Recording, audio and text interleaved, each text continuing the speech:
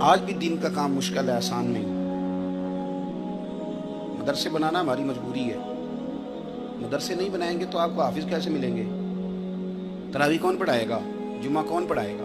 لیکن جس جگہ آپ مدرسہ کھول لیں وہیں کام شروع ہو جاتا ہے کہ نہ پیسے کھا رہے، فلانا پیسے کھا گیا، فلانا پراڈو پہ آ گیا۔ یہ مجبوری ہے۔ 101 تانا آپ کے حصے میں آئے گا، کوئی بندہ بھی ہے، وہ کوئی بھی ہے۔ لوگ رضوی صاحب کی کار بھی غور سے دیکھتے ہیں۔ اب میرا مطلب یہ ہے کہ ایک بندہ وہاں سے چلا یہاں تک آیا ہے تو اس میں پٹرول تو ڈالنا ہی ہے، مجبوری ہے۔ اگر ان سے آپ کہیں کار نہ رکھیں تو بس پہ آئیں تو یہ آپ کل کہاں تھے جی؟ آپ رات میں نیلا تھا، دن کو لاہور میں تھا ابھی۔ تو اب کیسے پہنچیں گے یہ؟ لیکن یہ کہ وہ اس کار کو ثابت کیسے کریں، یہ بھی ایک مسئلہ ہے۔ یہ کتوں لئیے، کیا کریں، کہاں کا؟ میں رات بکھر تھا، میں صبح شہری میں آیا ہوں، اور میرا بیٹا جو سب سے چھوٹا ہے وہ سونے بھی نہیں دیتا۔ وہ کہتا لوکاں واسطے گیا سن، میرے واسطے بھی اٹھو نا۔ تو میں اسے بڑا سمجھاتا ہوں کہ لوکاں واسطے نہیں، رب رسول واسطے گیا تھا۔ لیکن اب وہ 2.5-3 سال کا، اسے کون سمجھائے؟ وہ جگا لیتا ہے، دن کو سونے نہیں دیتا۔ پھر یہ کہ 125-150 طالب علم ہے مدرسے میں، میرے لیے بھیجے ہیں لوگوں نے، وہ کہتے ہیں تواڈے واسطے آئے ہیں۔ اب یہ ساری چیزیں ساتھ ہیں، ساری چیزیں۔ اور میں نشائی صاحب کی مجبوری بھی سمجھتا ہوں، میں جتنا مرضی بھی کہوں 9 بجے تقریر کرائیں، یہ نہیں کرا سکتے۔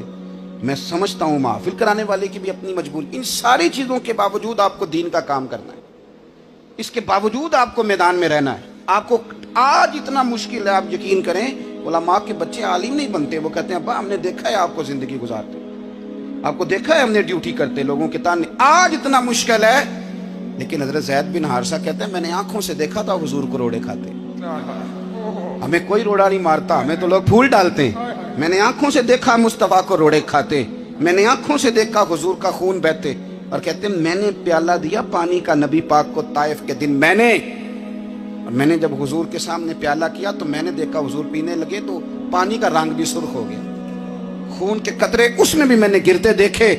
نبی پاک صلی اللہ علیہ وسلم بدر بھی گئے، حضور احد میں بھی گئے، اللہ کے رسول صلی اللہ۔ آج تو پیروں کے بچے موجیں کر رہے ہیں نا، ان کی تو گاڑی کا دروازہ بھی کوئی اور کھولتا ہے، وہ فقیری پتہ نہیں کس چیز کا نام رکھ لیا ہے، نہ علم نہ فضل نہ۔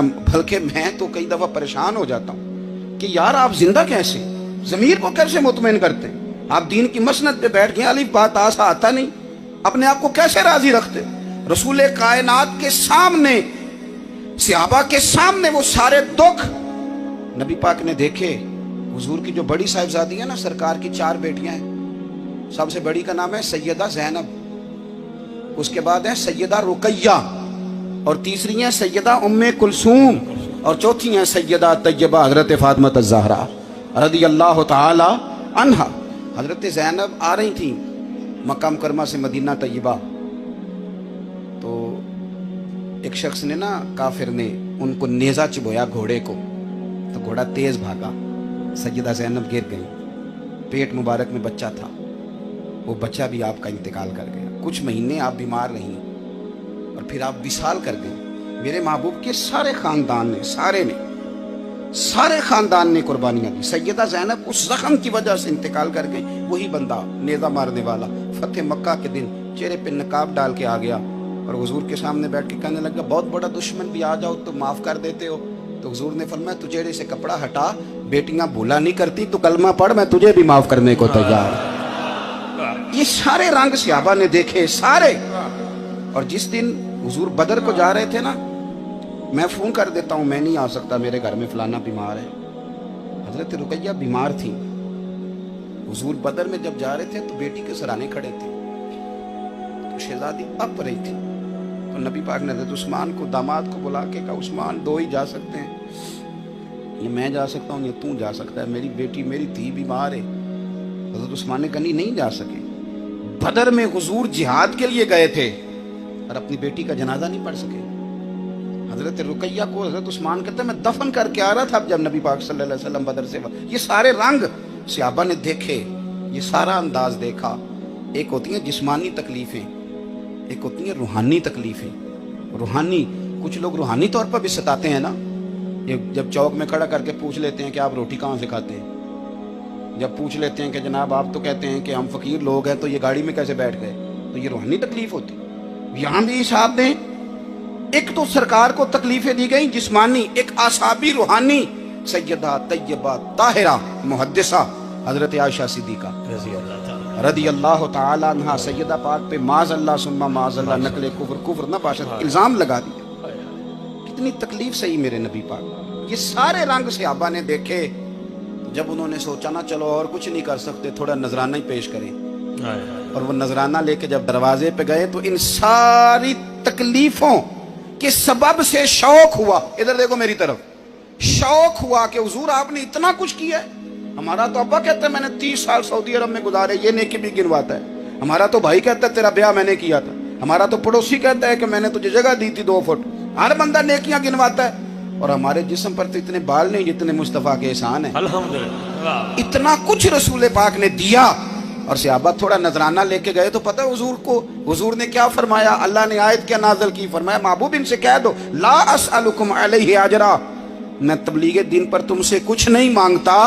سونے ہم نے اتنی تکلیفیں دیکھی ہیں، ہمیں پھول تو پیش کرنے دے، یہ نذرانہ تو پیش کرنے دے، کچھ تو کرنے دے. فرمایا کچھ کرنا ہے؟ حضور کرنا چاہتے ہیں؟ فرمایا الا المودۃ فی القربى، سبحان اللہ. پھر میرے علی سے پیار کرو، اللہ اللہ. پھر میری فاطمہ سے پیار کرو، پھر میرے حسن سے پیار کرو، پھر میرے حسین سے پیار کرو، پھر عائشہ کا ادب کرو، کیا بات. پھر خدیجۃ الکبریٰ کا ادب کرو، پھر جناب سودا، حفصہ، میمونہ، زینب، ان کا اکرام کرو. یہاں تو لوگوں نے تماشا کھڑا کر دیا. ایک بندہ کہہ رہا تھا جی حضور کا کوئی اور نواسہ نواسی دکھائیں. میں کہ تم کتاب کوئی نہیں پڑھی، میرے کو اولاد انہوں دکھاواں، واہ. دکھاؤں. حسن پاک کے تو قدموں پہ ہماری اولادیں قربان. الحمدللہ. اور آپ بخاری پڑھیں، نبی پاک کی سب سے بڑی نواسی کا نام حضرت امامہ بنت زینب ہے، صحیح بخاری. اور یہ وہ حضور کی سیدہ زینب کی وہ بیٹی ہیں کہ جب نبی پاک صحابہ کہتے ہیں حضور نماز کے لیے جانے لگتے ہیں نا تو آپ بچوں سے چھپ کے گھر سے نکلنا پڑتا ہے، ورنہ بچے باہر جانے تو حضور آنے لگتے تو سیدہ امامہ کہتی میں نے بھی جانا ہے. ان کی اماں زبردستی پکڑتی تو بچی رونے لگتی تو حضور فرماتے نہیں آنے دے.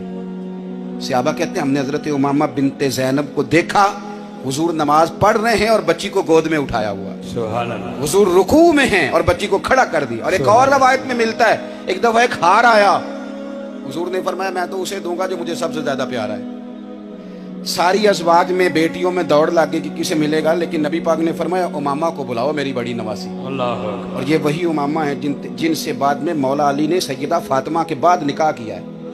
اور ایک وصیت کی تھی حضرت فاطمہ نے، جب حضرت علی رونے لگے کہ فاطمہ جا رہی ہو تو کہا علی روتے کیوں ہیں؟ کہا میرا حضور سے بڑا گہرا رشتہ تھا، آپ کی وجہ سے اور گہرا ہو گیا، آپ حضور کی بڑی پیاری ہیں. تو سیدہ فاطمہ کہنے لگی اگر میں تمہیں بتاؤں کہ میرے بعد بھی ایک حضور کو بڑا پیارا ہے، آپ ان سے نکاح کر لیں. تو حضرت سیدنا مولا علی نے کہا وہ کون؟ تو کہنے لگی میری بڑی بہن کی بیٹی حضرت امامہ بنت زینب سے مولا علی نے نکاح. یا تو تاریخ مسخ کر کے رکھ دی لوگوں نے. حضور کی اولاد سے نا پیار کریں ذرا صحیح کر کے، نبی پاک کی اولاد کا ادب کریں. تو ذرا میں آپ کو ایک بات بتاؤں، میں تجربے سے کہہ رہا ہوں، میں ذمہ داری سے کہہ رہا ہوں آپ کو، یہ تقریروں میں سننے سنانے میں ادب نہ کریں.